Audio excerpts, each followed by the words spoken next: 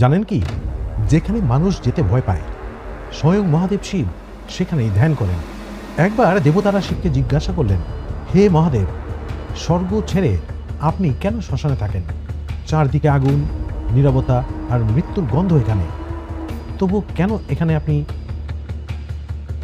শিব ধীরে বললেন, এখানেই মানুষ বুঝতে পারে ক্ষমতা, অহংকার, সৌন্দর্য সব একদিন ভস্ম হয়ে যায়। শ্মশান সেই স্থান যেখানে সবাই সমান। মহাদেব সেখানে ধ্যান করেন, কারণ মৃত্যু বুঝে ফেলে সে আর কোনো ভয়কে ভয় পায় না। এখানে মানুষ মৃত্যুর ভয় জয় করেই সত্যিকারের মুক্তি পায়। এই শ্মশান মনে করিয়ে দেয় জন্ম আর মৃত্যু একই চক্রের অংশ।